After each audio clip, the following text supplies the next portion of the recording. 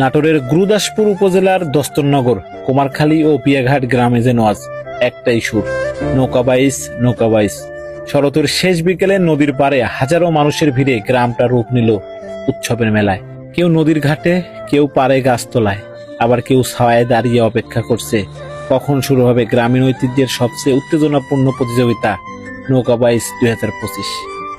বিকেলের মৃদুল হাওয়া, নদীর ঢেউ আর ঢাকের আওয়াজ মিলেমিশে তৈরি করেছে এক অপরূপ আবহ।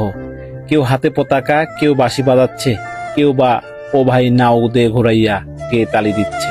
প্রধান অতিথি হিসেবে উপস্থিত ছিলেন নাটোর 4 আসনের বিএনপির মনোনয়ন প্রত্যাশী জনাব আব্দুল আজিজ সাহেব। তার আগমনে যেন নদীর পাড়ে আরো এক দফা আনন্দের ঢেউ।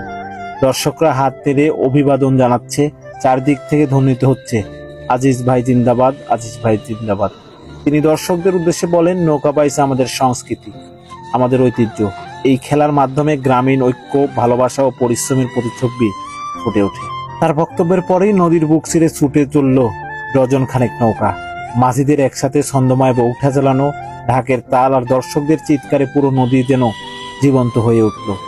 এই আয়োজনের অন্যতম উদ্যোক্তা নাদিম মোস্তফা, গুরুদাসপুর উপজেলা বিএনপির সাবেক দপ্তর সম্পাদক। তরুণ এই নেতার প্রচেষ্টায় দস্তনগর, কুমারখালী ও বিয়াঘাটের মানুষ একসঙ্গে হয়েছে এক আনন্দ মেলায়। নাদিম মোস্তফা বলেন, রাজনীতি শুধু ক্ষমতার বিষয় নয়, এটি মানুষের সঙ্গে সম্পর্ক করার মাধ্যম। আমি চাই এই নৌকাবাইস হোক ঐক্যের প্রতীক, যেন নতুন প্রজন্ম জানে গ্রামের আসল আনন্দ। গ্রামবাসীর সক্রিয় সহযোগিতায় পুরো আয়োজনটি হয়ে উঠেছিল এক উৎসব মুখর। কেউ প্যান্ডেল বানিয়েছে, কেউ খাবারের দোকান বসিয়েছে, কেউ আবার নিজের হাতে সাজিয়েছে নদীর ঘাট। দিন শেষে সূর্য যখন নদীর ওপারে লাল হয়ে ঢলে পড়ল, তখনই শেষ হয়নি মানুষের উচ্ছ্বাস। সন্ধ্যা নেমে আসায় আজকের পুরস্কার বিতরণ স্থগিত করা হয়।